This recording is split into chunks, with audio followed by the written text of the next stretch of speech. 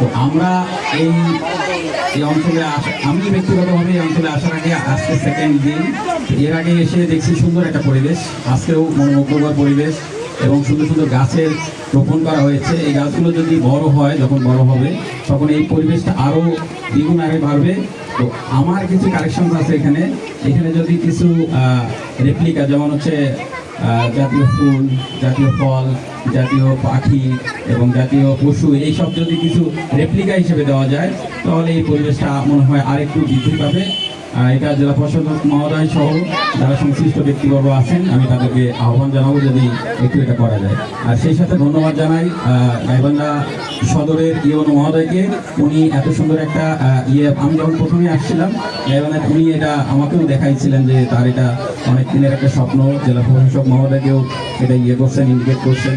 তো আমি তাকেও ধন্যবাদ জানাতে চাই এবং সংশ্লিষ্ট সকল কর্তৃপক্ষকে ধন্যবাদ জানাতে চাই যে গাইবান্ধার যে একটা অবকাশ যাপন কেন্দ্র, যে সারাদিনের ক্লান্তি শেষে যে আমরা একটা সুন্দর মনোরম পরিবেশে গাইবান্ধা অঞ্চলের মানুষজন একটু ঘাঘটের তীরে নদীও দেখা হলো, তার সাথে রিল্যাক্সও ফিল করা হলো।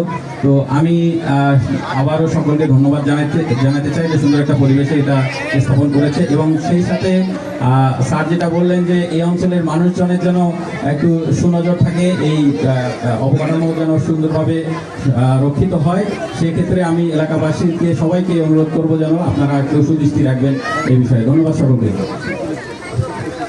আমরা আমাদের মাঝে অনেক সম্মানিত অতিথি আছে, বিভিন্ন রাজনৈতিক দল নেতৃবৃন্দ আছে। আমরা একটি ক্ষমা প্রার্থনা করে নিচ্ছি সকলের কাছে, যেহেতু মাটির একটা হয়ে গিয়েছে। আমরা বাংলাদেশ জামাত ইসলামের গাইবান্ধা জেলা শাখার সম্মানিত আমি মহোদয়কে কিছু বলেন। বিসমিল্লাহির রহমানির রহিম। আজকে মানববন্ধন অনুষ্ঠানের উদ্বোধন অনুষ্ঠানে আমি ধন্যবাদ জানাই ডিসি মহোদয়কে, যিনি যার উদ্যোগে এই সুন্দর একটা পরিবেশ, সুন্দর একটা পজিশন এখানে তৈরি হয়েছে। ঘাঘট লেকের পাশেই ঘাঘট নদীর পাতায় যে দীর্ঘ একটা এলাকা নিয়ে আজকের যে শুভ উদ্বোধন, এই জন্য আমরা গাইবান্ধাবাসীর পক্ষ থেকে যারা এই কাজের সঙ্গে জড়িত সকল কর্মকর্তা কর্মচারীকে আমরা ধন্যবাদ জানাই। ওই সাথে আমার একটা আবেদন আছে, যেহেতু এইটা হলো ঘাঘট নদীর পার, এটা মূল ঘাঘট নদী ছিল শহরের মাঝখান দিয়ে, সেটাকে পরিবর্তন করে নতুন করে এই নদী প্রবাহিত করা হয়েছে। পাশে আছে, ডাইন পাশে আছে আমাদের ঘাঘট লেক। এই লেকের যদি আমরা কিছু কাজ করতে পারি, সেখানে বিনোদনের একটা সময় সুযোগ থাকবে। আমাদের পিছনে এই বিস্তীর্ণ যে এলাকাটা একের রেললাইন যা লাগছে, এইটা হলো ওই নদীর পার, যেটাকে নদীর এটা বলা হয়, নদীর পার বলা হয়। এটা যদি সুষমমণ্ডিত করা যায়, রাস্তা যদি পাকা করা যায়, তাহলে এটা সরকার করার সময় লাগবে এবং বিনোদনের জন্য আরও সুবিধা হবে ইনশাআল্লাহ। আমরা আশা করি এই উদ্যোগে আমরা স্বাগত জানাই এবং ধন্যবাদ জানাই ডিসি মহোদয়কে এবং তার সাথে যারা ইউনো মহোদয়, পানি ইউনিয়ন বোর্ড সহ সকল কর্মকর্তাকে, সকলকে ধন্যবাদ জানাই আমার কথা শেষ করি। আসসালামু আলাইকুম রহমতুল্লাহ। আমি বিএনপি সাধারণ সম্পাদক মহোদয়, তাকে একটু সংক্ষিপ্ত আবেদন। বিসমিল্লাহির রহমানির রহিম।